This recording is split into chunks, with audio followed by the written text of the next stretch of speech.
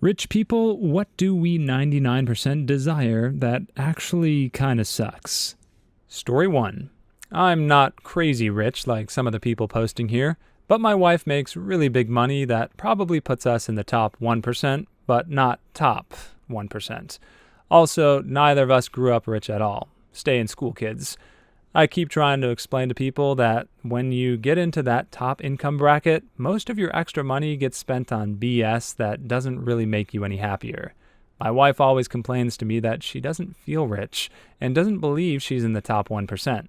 It's because she's comparing herself to the neighbors or the people she works with, who always seem to have more stuff.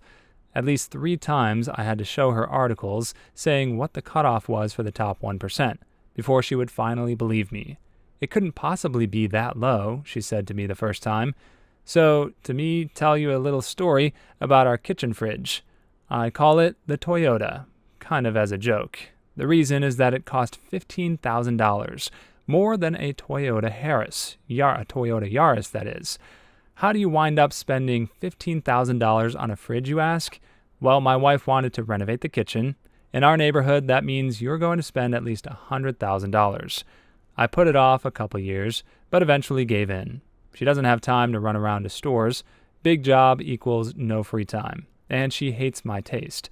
So she hired both an interior decorator and kitchen designer. We already had a pretty new stainless steel GE fridge that probably cost $3,000 or so. But when the cupboard designs came in, the kitchen designer absolutely insisted that we get a counter depth fridge so that the door would not stand proud of the cabinets, but would instead be flush. I thought it was a bit stupid to throw away a perfectly good fridge, then buy a shallower one with less room to put stuff in, so that it wouldn't stand proud of the cabinets. But I'm not the one paying, so my opinion wasn't really the one that mattered. As a compromise, my wife agreed that we would get one that was wider. Once you go wider than standard, right away that puts you in the 10K and up range. We looked at the Sub-Zero, didn't love it, saw a Miele that had nice halogen lights inside, and next thing you know, we were buying a $15,000 fridge. Ridiculous decision, but it doesn't even matter. I didn't even notice the Visa bill. It just got paid. But you know what? In the end, it's just a kitchen and it's just a fridge. It doesn't suck or anything, although lots of super expensive fridges do, but it doesn't have any magical properties, and now that I'm used to it, I don't even notice that it looks nice. It's just there, and it keeps the food cold. Maybe it's because I'm not the one making the big money, but I can't help noticing how much of it just gets spent on BS that's expensive for no reason other than to get rich people to buy it. That's one reason that I never complain about taxes. We waste tons of money just because we have so much of it. If the government wants to take some away and use it to build a subway, or pay for someone's health care, or give it to a poor person, it seems to me that's a better use for it. The people who complain about their taxes, it seems to me, have just totally lost perspective. If people understood just how much money us rich folks are spending on meaningless crap, they would be outraged. But this grill is not a grill, it's just a greasy spoon without you. Story 2. Here are some observations from a 17-year-old still growing up in a wealthy household. Number 1, I live in blissful ignorance of my family's finances. Ask me about my parents' yearly salaries, income, our investments, household net worth, etc., and I couldn't tell you anything except that we are ultra high net worth, more than $50 million US. Don't know how much exactly. My parents deliberately keep me in the dark when it comes to money, and I'm completely okay with that. I think they made this decision because, first off, no one wants some loudmouthed kid talking about how rich their family is, especially not where I'm from. In the first grade, one of my classmates was kidnapped for over $100 million US. She was safely returned a day later. It is not very safe to be rich and high profile about it. It's also considered low class to talk about money, no matter who you are. Also, they never wanted me to develop a superiority complex because of my family's money. In my view, I never have. That being said, I guess there is one downside to this. Number 2, the rich kid's invisible hand notion of having a never-ending, limitless amount of cash to spend. Obviously, this isn't a truth, but a perception. By never-ending, I mean that wealth has basically been a constant throughout my life, not visibly affected by financial crisis, tax raises, and so on, By limitless, I mean that I have never faced something that I cannot afford. As such, I think that rich kids are not necessarily big spenders, but are careless spenders for sure. When you literally have an unfathomably large amount of money at your disposal, it's so actually easier to spend than to save. Number 3, in terms of spending, my family has a very much quality over quantity mindset. For my family, budget constraints are so high, they are out of sight, out of mind. It's not that the price of a good determines my perceived marginal benefits from it. I love the 50-cent street foods in my native country, but I do have the power of choice to substitute a less desirable good for a more desirable luxury good, and I do this often. My mother once told me, if something is going onto or into your body, it better be high quality. Number 4, on that note, I guess you want anecdotal evidence of the above points, so here are some cool things I've grown up with and noticed. Growing up, we always had maids, drivers, cooks, etc. This is actually very common among upper and upper middle class families outside America. My family all has Amex Black cards, Centurion. We don't use some of the more ridiculous services, that is, personal butlers and concierges, but have used the hotel and travel benefits many times. Personal shoppers, $10,000 US, SAT boot camp, etc., etc. Our home security systems have included bodyguards, temporary, biometrics, bulletproof glass, panic rooms, fake security cameras to prevent the domestic help from stealing. I've never had an allowance, budget, scholarship, or part-time job. Wealthy Americans will gladly renounce their citizenships because of the income tax. The rich kids of Instagram are considered very shameful to their families, where I'm from, as are reality TV shows about rich kids, rich housewives, etc., etc. My parents grew up dirt poor, displaced by various dictatorships, persecutions, etc. at the time. As a result, they are very humble, not big spenders at all, and while they aren't coupon clippers, they do love a good deal. Story 3. I'd say being wealthy overall has major downsides people don't always anticipate. I would summarize the issues I've faced as being trust, building relationships, and dealing with people's expectations.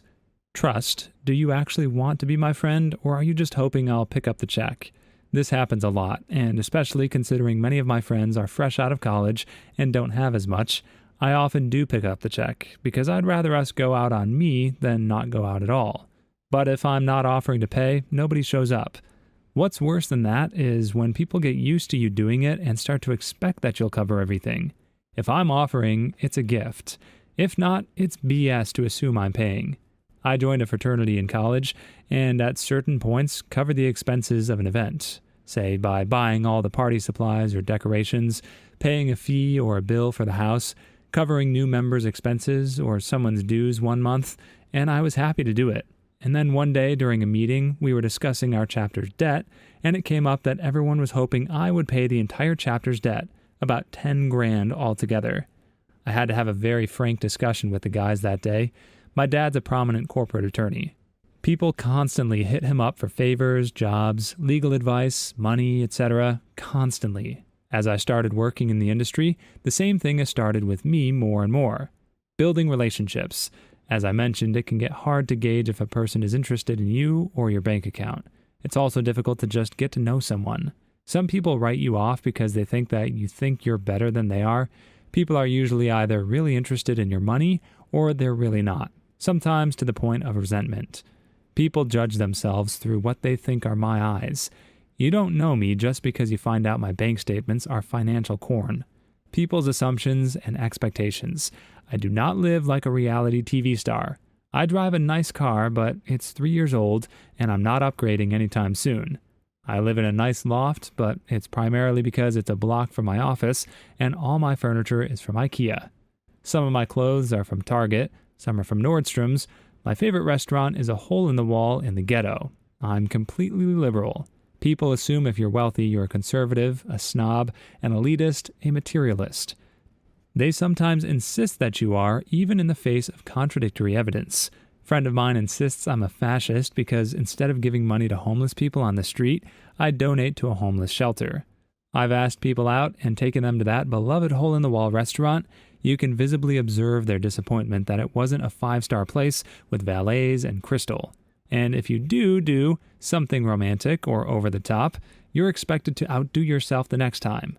Sorry, babe, but sometimes I want to eat SpaghettiOs out of the can while I wear my Walmart sweatpants. Story 4. The difference is whether you've inherited it or earned it, and where you are within the top percent. This is a great article on the massive differences of wealth within the 1% investment banker on 1%. I'm at the bottom of the spectrum, and here are my observations. Taxes suck. I pay over 50% of my income back. Thanks, California. Sacrifices. Whenever I hear people witching, it's almost always apparently that they aren't willing to do the things I've done to get where I am. Ball game on the weekend? Working. Birthday party? Working. Ski vacation? Working. Sleep? Working. Girlfriend? Working. After 5 years in graduate education at $25,000 a year, I work 80-hour weeks every week. I hit diamond on Delta in 5 months, 125,000 miles. I have a nice 2-bedroom bungalow that I've slept in for 3 nights in February, and a new car with less than 500 miles on it since November. I miss cooking my own meals, sleeping in my own bed, and doing nothing on a day off. I grew up poor in the Midwest, so I feel like I'm making a better life for my future family. But I have to laugh when someone is so envious of my life. Yeah, the grass is always greener to some degree, especially in this OP's case where they worked hard to get to where they are. There clearly were a lot of trade-offs, and the value of money compared to the value of memories they could have created on those days off from work isn't apples to apples. Everyone has to make that call for themselves, which they hold to a higher degree. But it does seem to me that it's rare that people on their deathbeds wish that they had worked more in life. So take that for what you will. Story 5. I'm not sure how to say this without sounding selfish, but I'll try. Honestly, the thing that sucks the most, not being able to spend more money on friends. Sometimes there are things that would be really fun that I know everyone would love, or just something that I really want to do. A lot of my friends can't afford to do a ton of extravagant things, which is totally cool. I understand and appreciate that I came from a very blessed background. The easiest thing would just be for me to buy everyone tickets to the concert, or just pay for the hotel, or whatever needs to be covered to ensure everyone can participate. But people get weird about that. I've been confronted about showing off or flaunting, when really, I just want everyone to have a good time. This is where you have to get creative and launder your own money in a way that makes it seem that you didn't finance everyone else's fun. Perhaps you know someone who's very good at winning those radio giveaway contests. Story 6. Dealing with the complicated tax structures that comes with accumulated wealth. I'm not super wealthy, but I have an annual income that puts me in the 1% of Americans. Through property and equities, I have a net worth in excess of $1 million. Dealing with how to account for different pools of income coming from rentals, W-2s, dividends, straight taxable income from fixed income, state and federal historic tax credits from renovations, capital gains, etc. It takes me roughly a week of 2 hours a night that I'm not playing with my kids to ready myself to meet with my accountant to make certain that I'm clean with the IRS. I'm sure this sounds like the biggest first world problem rant ever, and I'm happy to be in the financial position I'm in, but keeping it all together is tough. Story 7. Friends of my family are super filthy rich. They're nice people, even though they're a bit odd. The thing is, they always assumed money would solve everything. Sandy flooded their summer home. Money can fix that. Crashed their Mercedes. Whatever, it was hardly a dent in their fortune. Then one day, the wife of the family gets sick. So the husband spends hundreds of thousands giving her the best treatment in the best hospitals with the best doctors. None of it helps, and the wife passed away about 2 years ago. Since then, he and his remaining family constantly donate money to research facilities in hopes that their money can fix the future when it couldn't help them in the past. Story 8. One of my dad's buddies is a multi-millionaire CEO of a Fortune 500, and my dad is one of his only friends. You know why? Once you are that powerful and rich, everybody is trying to get something from you. He'll be at a party and everybody will either A, be a total suck-up and butt kisser, or B, try to get something from him or pitch something to him. My dad's a plain-spoken conservative Republican and nothing like the guy, but he loves him because they can actually get a beer together without my dad pulling that BS. Story 9. The CEO of a company I worked for bought a Ferrari. Whenever he wanted to take it out for a drive, usually to impress family members, the battery was dead. He took it to the shop and they asked him how often he drove it. He said once every couple of weeks. They told him that he would need to drive it more often to keep the battery charged. He was not happy. Story 10. I spoke to a multimillionaire once, and he said that finding love can be quite a challenge. Everyone you meet could just be after your money, and there's not really any way to tell besides coming up with an elaborate lie to convince them that you're poor, or limiting yourself to only dating people who have more money than you do. Story 11. Guy from a formerly rich family here, still comfortable but not rich anymore. All products come in 4 tiers. Ultra cheap crap, which lasts 6 weeks because it's so low quality. Decent stuff, which lasts a few years or decades. Amazing stuff, which lasts several generations. And ultra expensive crap, which lasts 6 weeks because it's so high maintenance. Story 12. Having full-time staff at home. You never have any privacy growing up. None of those crazy house parties you see in films without the estate manager, cleaning staff, or chef narking on you. You can't even jerk off without being offered a tissue. Please leave your stories in the comments. I'd love to make a video of them in the future.